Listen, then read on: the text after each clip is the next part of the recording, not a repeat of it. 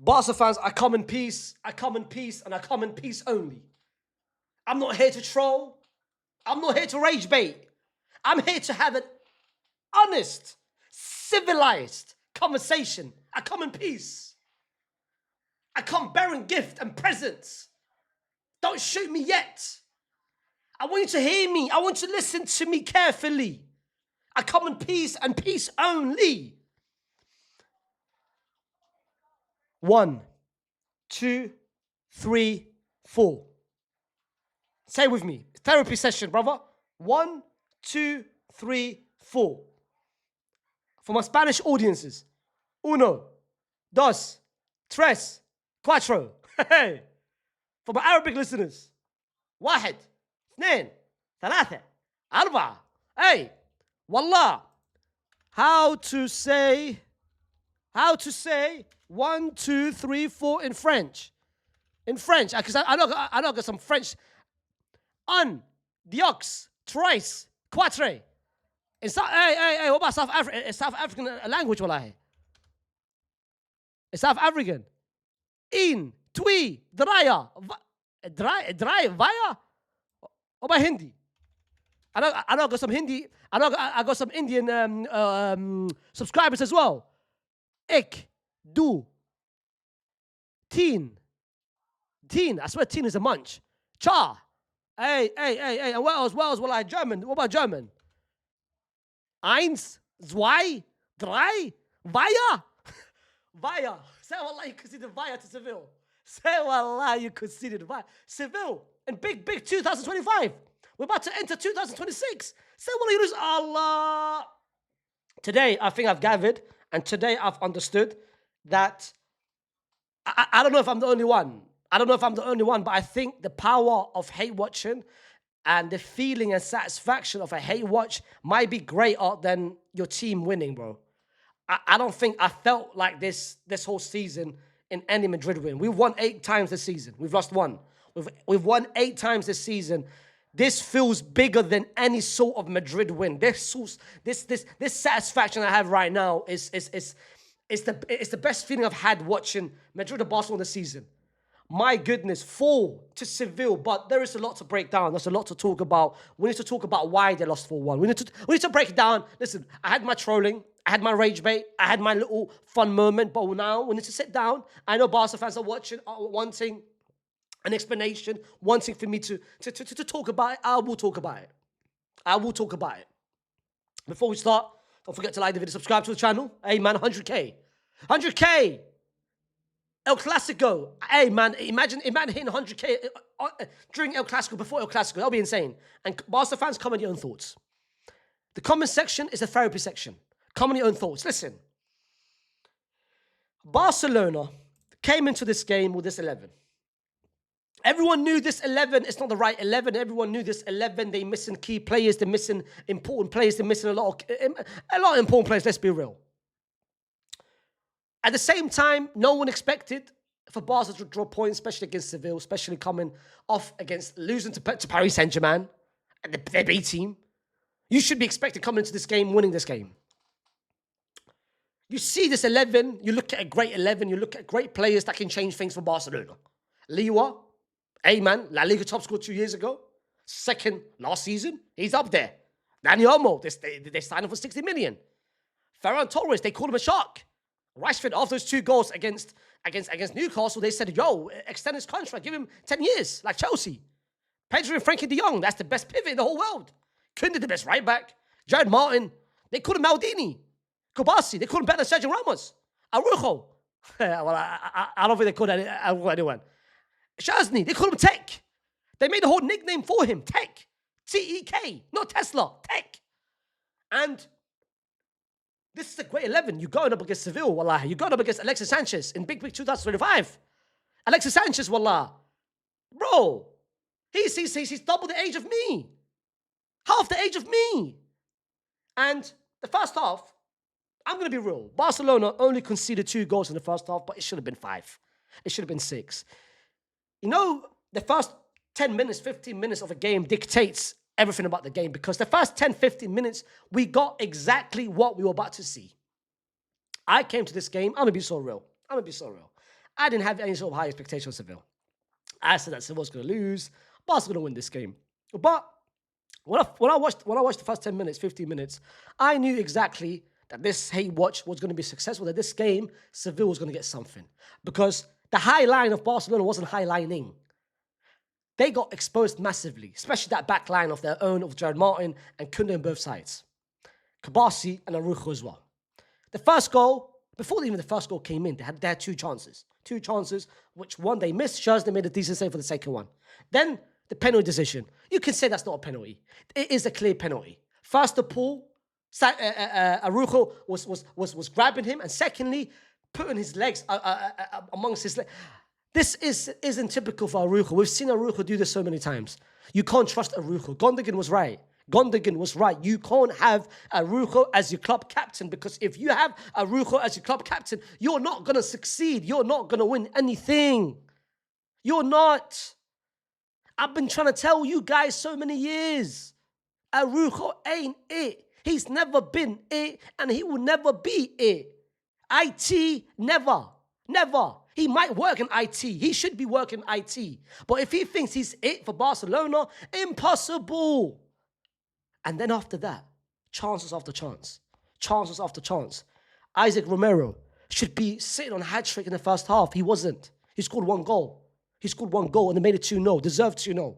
Because Barcelona in the first whole game, the first half, got absolutely cooked. Bro, I've never seen a cookery. I've cooked myself. And sometimes I overcook my burgers. Sometimes I overcook my eggs. Sometimes I overcook my pizzas. Sometimes I overcook my mooch. But at the same time, I've never seen this kind of cookery. I hope it's halal. I hope they got slaughtered halal, because what I saw, it might have been haram. It should have been haram for the people watching. You got kids watching from the stadium. It was haram. Fam, the first half, I've never seen this, because the midfield wasn't midfielding. The midfield wasn't functioning. Barca had no midfield. This is the first time I've seen Pedri and Frankie de Jong get absolutely dominated physically, mentally, everything, technically, everything. They got outnumbered. Kubasi looked like a small little kid. He was looking for his father. Inigo Martinez, where are you? Por qué? Daddy, where are you? He was looking for his dad. Gerard Martin looked hopeless. That first half, they were licked. But as Barcelona used to do, they are very good at doing it. They keep their head in the game. And they did it. Pedri managed to find Rashford with an incredible pass. Incredible. And Rashford, great finish. Credit to Rashford, great finish. 2-1. And at halftime, in my watch along, I was saying, not this again. Not this gimmick again. Not this Hansi Flick gimmick. Remontada once again. Like, surely not today. And I didn't have high hopes. But then I remembered. The reason why I still felt optimistic and I still feel belief that Seville can get something is I looked at Barcelona's lineup and the bench. And the bench did not look promising. It didn't look like they've got any sort of X factors. But then Eric Garcia came on for Arujo and Gerard Martin went off for Balde. And Barca looked better. Barca looked a little more lively. They started to create more chances. And I was like, oh my goodness, here we are. Here it is. The goal's coming. To create a couple chances. Dani Olmo had a chance. Rashford had a chance. Then they got the penalty. Penalty came at perfect timing. Barcelona just got the penalty. They're about to score the penalty. Liwa, the script was there. Everyone now knew what's going to happen. They'll score the penalty. It will be 2-2. And then the third goal is going to come. Liwa steps up. Liwa misses the penalty. His run up to the penalty, as he usually does, but this time it felt different. The miss, completely off target. I was speechless. Everyone else was speechless. Barcelona was speechless. Hansi Flick looked like he just lost his dog, fam. Everyone was speechless. But you kind of knew Barca was still going to come back. Rooney came on. Ferran Torres went off. Rooney goes past two people. Open goal. Goes past the Rashford. Misses. And then, towards the end of the game, it's 2-1. And again, you still felt that Barca could come back. You still thought the goal was coming because of the script, because we've seen it. It's a tradition. It's something that we've seen it. We've been in this position before. Rooney gets a pass. Wide open. 4 players inside the box. Rather than squaring it, rather than crossing it, Rather than passing it, he decides to shoot. Goalkeeper saved it. 10 seconds later, Sevilla's on the counter-attack. And 10 seconds later, 3-1 to Seville. And before I celebrated, before I felt the satisfaction of a hate watch, 3 became 4. And 4 nearly became 5. Because that's what I've been hearing for the past week. 5-2 against Atleti. 5-2 against Atleti. 5-2 against Atleti. But trust me, losing 4-1 to Seville is far worse and much worse and bigger, embarrassing than losing 5-2 to Atleti. This defeat, it explains so many things, because it explains that Barcelona without Rafinha, Lamine Yamal are just a normal team. It explains that Hansi Flick not playing Lamine Yamal, using the gimmick of Lamine is injured to take him away from La Fuente. He thought that this game they're going to win. Maybe do it after this game. Maybe play Lamine Yamal, because I know Lamine Yamal wasn't fully healthy against Barcelona, against Paris Saint-Germain in the second half, but you still, having a 50% Lamine Yamal will still change a lot of things. But the gimmick, his injury, he's got a groin injury, and he's out for 3 weeks. That wasn't an actual injury. Hansi Flick, don't lie to me. I wasn't born yesterday. Don't lie to me. You are taking him away from La Fuente because you know what La Fuente was going to do. The same way he did in the first international break. You knew exactly what he was going to do. He wasn't injured. Don't do this. Don't do this. But I know Rafinha. Rafinha, as much fun as I make towards him, he's important for Barcelona.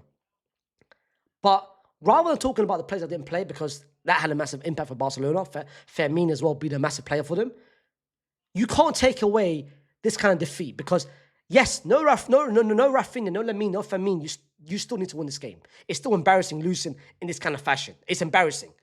Barca fans, you need to accept it. You need to accept it. Put your hands up and say, this is embarrassing. This is honestly embarrassing, because there are some players in there that performed embarrassingly. Dani Olmo is on 6.8. Dani Olmo and me, Faysal Hassan, did the exact same thing today. We performed the same way. We did exactly the same. The only difference between me and Dani Olmo is that Dani Olmo is Spanish and I'm Iraqi. The difference between Dani Olmo and myself, he plays for Barcelona and I play for Unemployed FC. The third difference is he played today's game and I didn't play today's game, but it felt like we both played because there was no existence. I watched the game from my screen.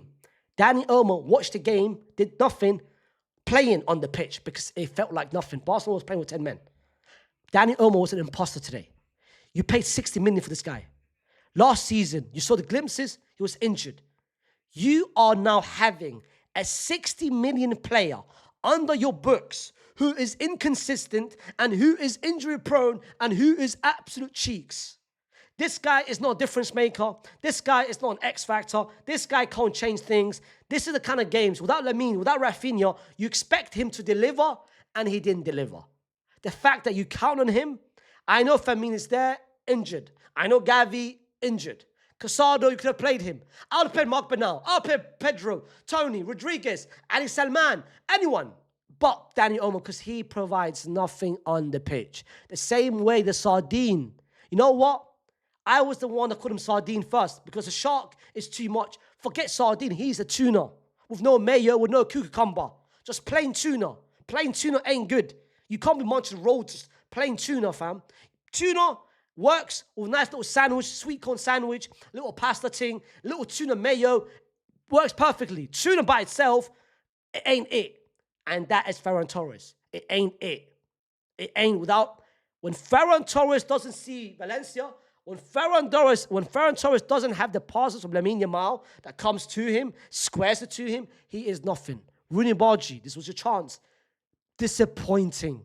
As a whole Barcelona team, disappointing. Lewa, disappointing. Pedro in the second half, disappointing. Frankie, disappointing. Kobasi, disappointing. Back-to-back games now, disappointing. Arujo, this is your club captain? Szczesny for that third save, for that third goal. This is by far one of the worst games that Barcelona could have played, but this is by far one of the best hate watches I've had. Barca look slow. Their midfield looked non-existent. They just looked.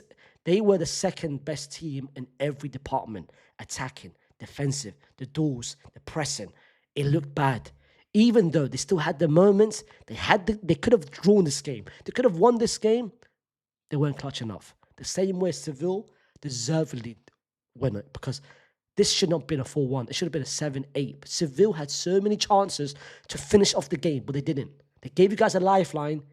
You decided to waste that lifeline. Oh, I'm so happy, man. I'm so happy. But listen, I spoke about it. I did my trolling, and I spoke about it objectively. Put down in the comments what you guys feel about today's game. Let me know how you feel. Because I feel perfect, and I feel better than I've ever felt.